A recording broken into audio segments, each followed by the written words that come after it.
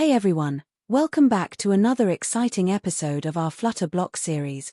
I'm really glad you're here with me, and today we're going to take the weather app we built in previous episodes to a whole new level. So far, we've set up block, managed states, and fetched weather data dynamically, but now it's time to make the app feel more polished and production ready. In this episode, we're going to focus on three main areas.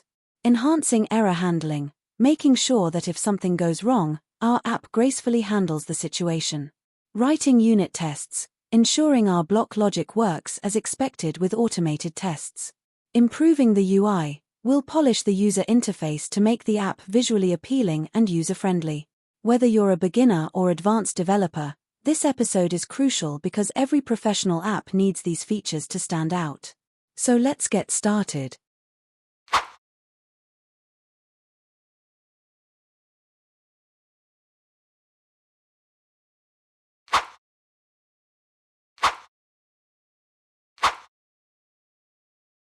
Alright, the first thing we're going to tackle is error handling. Now, as developers, we know that things don't always go as planned, right? Sometimes the internet connection fails, or the server is down, and we need to make sure our app responds to these situations in a way that's user-friendly. Step 1. Improving error handling in block. In the previous episode, we had basic error handling where we emitted a general error message when something went wrong. But today, we'll improve that by handling specific errors like no internet connection or server errors. Very first, install the Connectivity Plus package. Open the pubspec.yaml file and add the Connectivity Plus package under Dependencies. To organize the code, create the following folder structure inside your lib folder. Core exceptions. This will hold your custom exceptions like no internet exception. Core network. This will hold the NetworkInfo class, which checks for the internet connection. This structure we will update again in our clean architecture episode. In the core exceptions folder, create a new file named NoInternetException.dart. This is your custom NoInternetException class that will be thrown when no internet connection is detected. In the core network folder, create a new file named NetworkInfo.dart. This class will use Connectivity Plus to check for network connectivity and throw the no internet exception if no connection is available. Connectivity, provided by the Connectivity Plus package, this checks the network status. Check internet connection, this method throws no internet exception if no internet connection is available. In our block file, we updated some code to handle different states. First, we emit the loading state to indicate that a process has started. Next, we use a try-catch block to manage potential errors. Inside the try block, we first check whether the device is connected to the internet. If the device is connected, the user will be able to retrieve the weather information, and the weather-loaded state will be emitted. However, if the device is not connected, an error will be displayed, showing the message no internet connection available, and the weather state will be emitted instead. This error message is sourced from our custom no internet exception file, which we can modify as needed. Currently, the default message remains no internet connection available. Our final file and folder structure should be like this.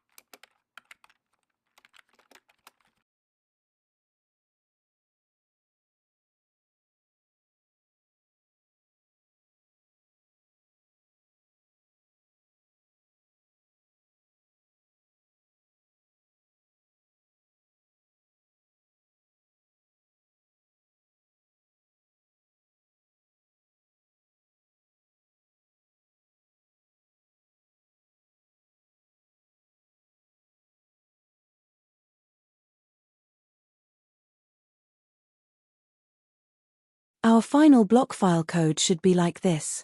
And just like that, we have a functioning app that checks for an internet connection before fetching weather data. If the device has no connection, the no internet exception will be thrown, and will display an error message to the user. That's it for today's episode. We will take a look at unit testing and UI enhancement in very next episode, everyone. In just a few steps, we built a custom Flutter package, created a reusable service to check for internet connectivity, and wired it all up in a Flutter app. I hope you found this helpful. Be sure to like, comment, and subscribe for more Flutter tutorials. See you in the next episode.